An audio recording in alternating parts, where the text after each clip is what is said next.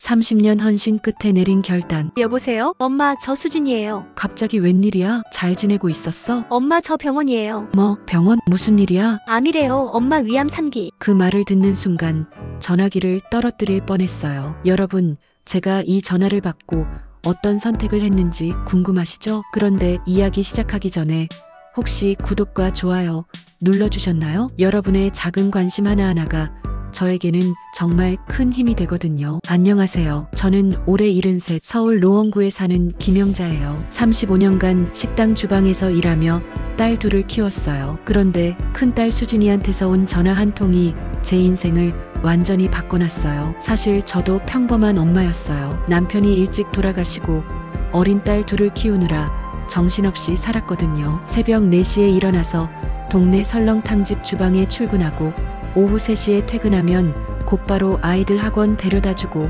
저녁 준비하고 빨래하고 하루하루가 전쟁이었지만 그래도 행복했어요. 내가 조금만 더 힘내면 우리 딸들은 나처럼 고생하지 않고 살 수 있을 거라는 생각에 버텼거든요. 큰딸 수진이는 제 자랑이었어요. 공부도 잘해서 좋은 대학 나오고 대기업에 취직하고 좋은 남자 만나서 결혼도 했어요. 딸 둘 낳고 강남에 아파트까지 샀죠. 작은 딸 수경이도 마찬가지였어요. 공무원 되고 착한 남편 만나서 결혼해서 분당에 집 사고 아들 하나 낳고 잘 살고 있었어요. 저는 여전히 설렁탕집 주방에서 일했어요. 정년도 없는 곳이라 몸이 버티는 한 계속 일했죠. 그렇게 모은 돈으로 노원구에 작은 빌라 하나 샀어요. 내 집이 생겼을 때 정말 기뻤거든요. 엄마, 이제 그만 일하고 쉬어. 딸들이 가끔 그렇게 말했어요. 하지만 진심은 아니었어요. 제가 그래, 그럼 용돈 좀 보태줄래?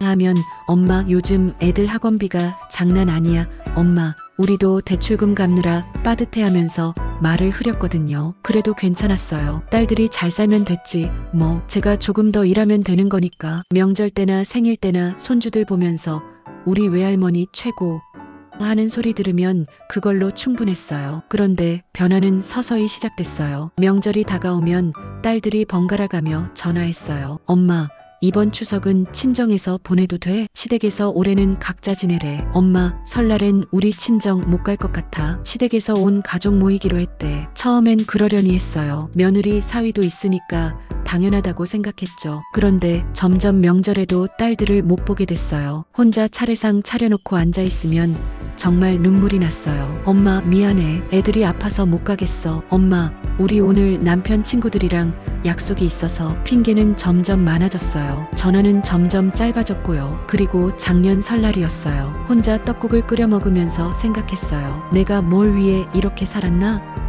35년 동안 설렁탕 국물 냄새 배면서 허리 아파도 참으면서 내 인생은 하나도 없이 오직 딸들만 보고 살았는데 그때 큰딸 수진이한테서 전화가 왔어요. 엄마, 설날에 못 가서 미안해. 그런데 있잖아, 우리 이번에 애들 영어 유학 보내려고 하는데 학원비가 좀 많이 들어서 엄마가 조금만 도와줄 수 있어? 가슴이 철렁했어요. 명절에 얼굴도 안 보이더니 돈 달라는 전화예요. 수진아, 엄마가 지금 목돈이 어딨니? 매달 근근히 살고 있어. 에이, 엄마 집 있잖아. 그거 담보로 대출 좀 받아줘. 우리 애들 영어 교육 진짜 중요하거든. 제 집을 담보로 대출을 받으라고요? 35년 주방이라며 모은 돈으로 산 제 유일한 보금자리를요? 엄마, 나중에 다 갚을게. 제발 좀 도와줘. 목소리에 짜증이 묻어났어요. 결국 저는 거절했어요. 난생 처음 딸에게 안 되라고 말했어요. 그 후로 수진이는 전화도 안 받았어요. 문자 보내도 답이 없었어요. 마치 제가 무슨 큰 죄라도 지은 것처럼. 그렇게 6개월이 흘렀어요. 그러던 어느 날 수진이한테서 전화가 왔어요. 엄마. 수진아. 반가운 마음에 눈물이 핑 돌았어요. 엄마, 저 병원이에요. 뭐, 무슨 병원? 암이래요. 엄마 위암 3기래요. 세상이 무너지는 것 같았어요. 제 딸이, 제가 그렇게 아끼고 사랑하는 딸이 암이라니. 수술은 언제 해? 다음 주요. 근데 엄마, 왜? 말해봐. 수술비랑 항암 치료비가 많이 들어요. 보험으로 안 되는 것도 많고. 엄마가 좀 도와줄 수 있어? 그 순간 머릿속이 하얘졌어요. 6개월 동안 연락 한 번 없다가 병에 걸렸으니 돈 달라고요? 얼마나 필요한데? 한 5천만 원 정도요. 엄마 집 팔면 되잖아요. 숨이 턱 막혔어요. 제 집을 팔라고요? 제 유일한 안식처를요? 수진아, 그럼 엄마는 어디서 살아? 엄마, 나 지금 암 환자야. 죽을 수도 있다고. 그런데 집이 뭐가 중요해? 전화기 너머로 울음소리가 들렸어요. 하지만 이상하게 제 마음은 차갑게 식어갔어요. 알았어. 생각 좀 해볼게. 전화를 끊고 하염없이 앉아 있었어요. 작은 딸 수경이한테 전화했어요. 수경아, 언니 소식 들었어? 네.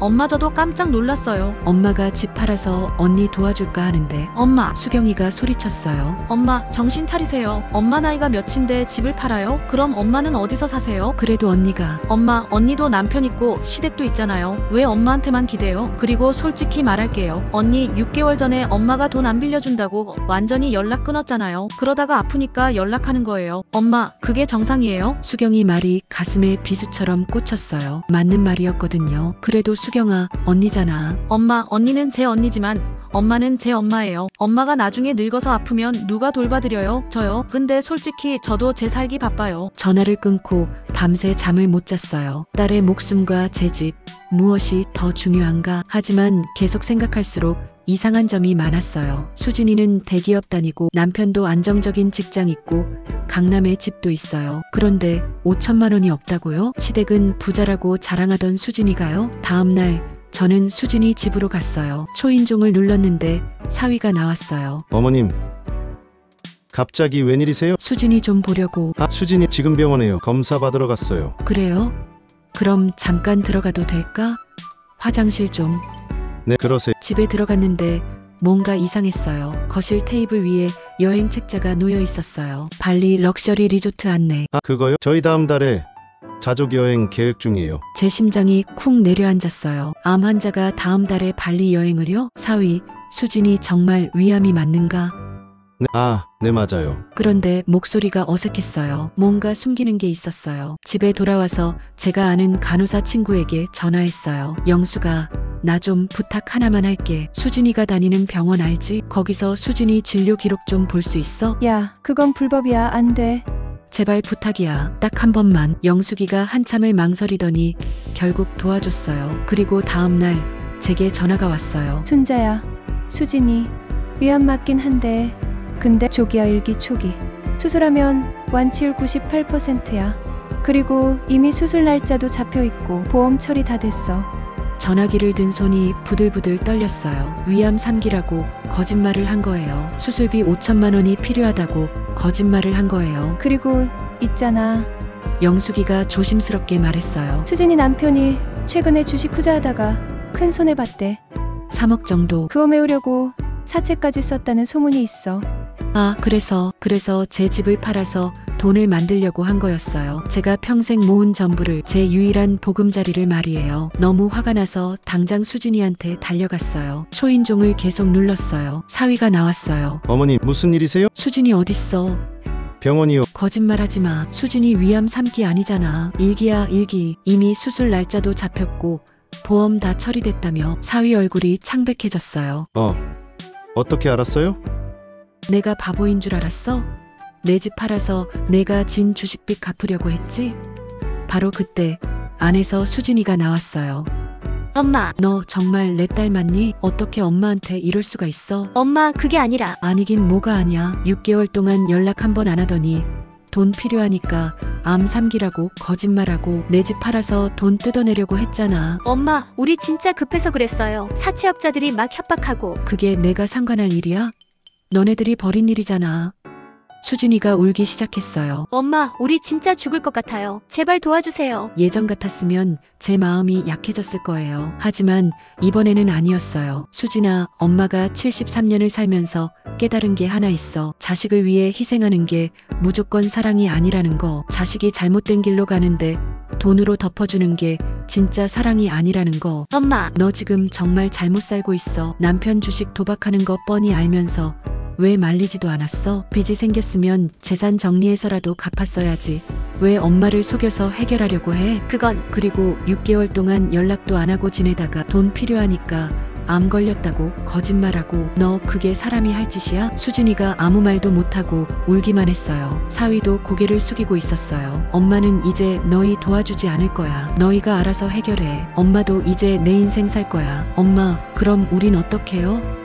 모르겠어. 알아서 해. 집으로 돌아오는 길 눈물이 났어요. 하지만 후회는 없었어요. 오히려 속이 시원했어요. 그날 밤 작은 딸 수경이한테서 전화가 왔어요. 엄마, 제가 언니한테 들었어요. 언니가 너무했어요. 그래. 엄마 잘하셨어요. 엄마도 이제 엄마 인생 사세요. 그런데 수경아, 네.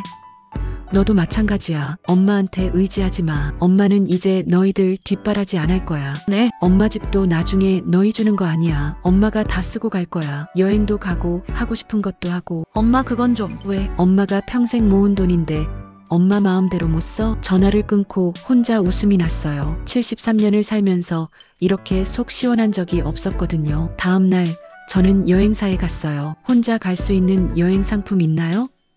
어머니, 어디로 가고 싶으세요? 일본이요. 온천 있는 곳으로. 제 평생 한 번도 가보지 못했던 해외여행. 딸들 뒷바라지 하느라, 손주들 용돈 주느라 한 번도 못 가봤던 여행. 일주일 후 저는 일본 규슈의 작은 온천 마을에 있었어요. 노천 온천에 몸을 담그고 산을 바라보는데 눈물이 났어요. 73년을 살면서 이렇게 평화로운 순간이 있었나 싶어서요. 기분 좋아 보이시네요. 옆에 계신 할머니가 말을 걸었어요. 일본 분이었는데 영어로 대화했어요. 네, 너무 좋아요. 혼자 오셨어요?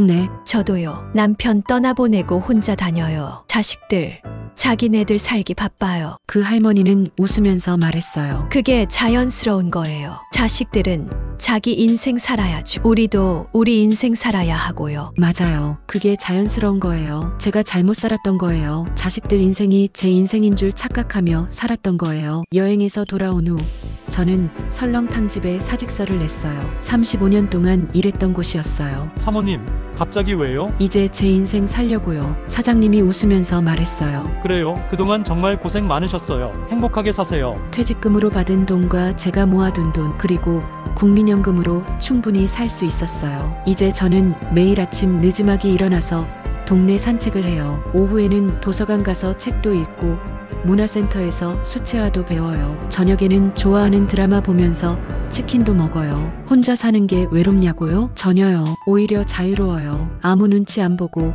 제가 하고 싶은 대로 살 수 있어요. 수진이는 그 후 어떻게 됐냐고요? 결국 강남 집을 팔았대요. 빚을 갚고 경기도로 이사 갔다고 들었어요. 연락은 안 해요. 아직도 저한테 미안하지 않나 봐요. 수경이는 가끔 전화해요. 엄마 건강하세요? 그래. 너도 건강해. 예전처럼 길게 통화하지는 않아요. 그냥 서로 안부만 묻고 끊어요. 그게 적당한 거리 같아요. 며칠 전에는 손주들한테서 문자가 왔어요. 외할머니 보고 싶어요. 놀러 가도 돼요?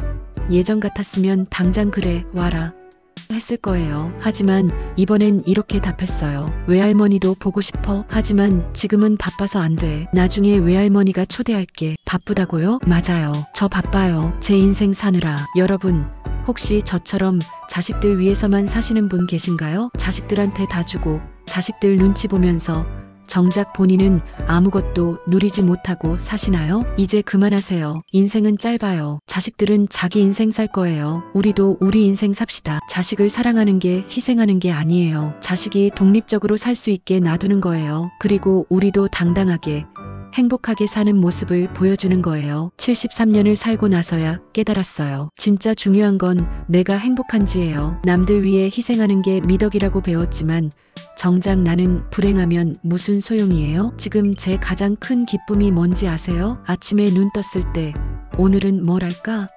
생각하는 거예요. 누구 눈치 안 보고 제가 하고 싶은 거 하면서 사는 거예요. 다음 달에는 제주도 한 달 살기 할 거예요. 그 다음엔 유럽 배낭여행도 계획 중이에요. 73살에 배낭여행이요? 왜 안 돼요? 제 인생인데. 여러분께 꼭 드리고 싶은 말이 있어요. 자식 사랑하지 마세요. 라는 게 아니라 자식 때문에 불행해지지 마세요. 자식은 당신의 전부가 아니에요. 당신도 당신만의 인생이 있어요. 그리고 자식들에게 거짓말로 돈 뜯어내려는 딸을 둔 부모님들께 그건 사랑이 아니에요. 용기 내서 거절하세요. 그게 진짜 사랑이에요. 혹시 지금 비슷한 상황에 계신 분들 댓글로 이야기 나눠요. 우리 서로 응원해요. 그리고 구독과 좋아요도 잊지 마세요. 여러분의 작은 관심이 누군가에게는 큰 용기가 될 수 있어요. 인생은 짧아요. 남 위해서만 살기엔 너무 짧아요. 이제 우리 인생 삽시다. 당당하게, 행복하게. 오늘도 제 이야기 들어주셔서 고맙습니다. 여러분 모두 행복하세요. 진짜 행복하세요. 그럼 다음 이야기에서 또 만나요. 안녕히 계세요.